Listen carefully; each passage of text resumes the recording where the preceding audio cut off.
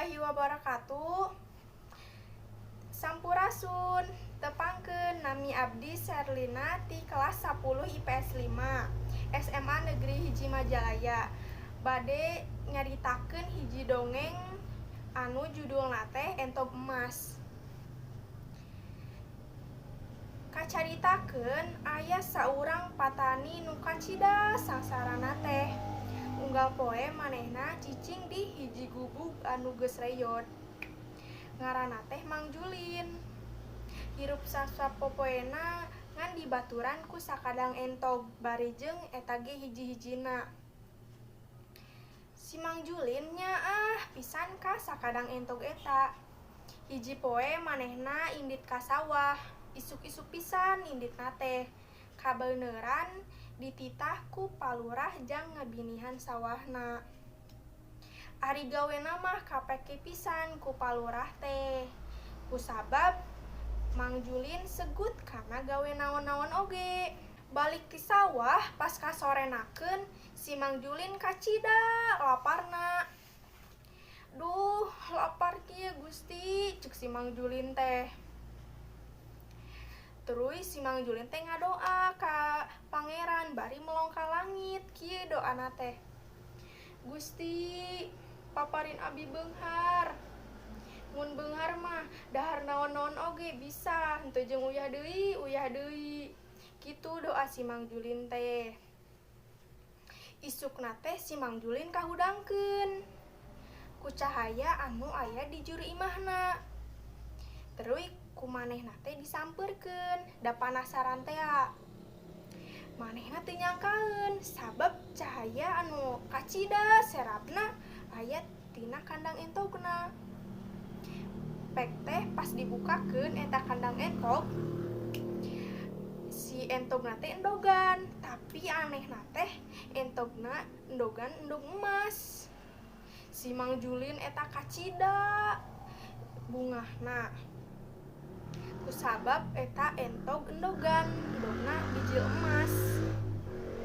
Anu murni teh cek si Mang Julin teh bisa dijual ieu mah. Satiap hari eta entog bijil endog emas. Nyapuguh we si Mang Julin teh jadi beunghar, jadi boga imah, boga sawah, boga ternak entog. Nya pokona mah henteu sangsara deui we si Mang Julin teh. Teu jeung daharna teh teu jeung uyah deui. Kakabul eta teh ku Gusti Allah teh. Dina hiji poe si Mang Julin karasa capek. Kusabab unggal poe manehna mawaan endog ka kandangna piran hiji ge. Dina sapoe teh si Mang Julin mawaan endog hiji. Henteu dina sapoe teh aya endog 5 henteu, jadi unggal poena teh aya hiji. Si Mang Julin boga pipikiraneun. Terus si Mang Julin teh moal bedog jang ngabeleh eta entog. Sugan we dina beuteung eta entog teh kaluar emas loba. Jadi si Mang Julin teu kudu mawaan endog emas satiap harina. Ari geus dibeleh eta entog, eueuh katinggali emas hiji-hiji acan.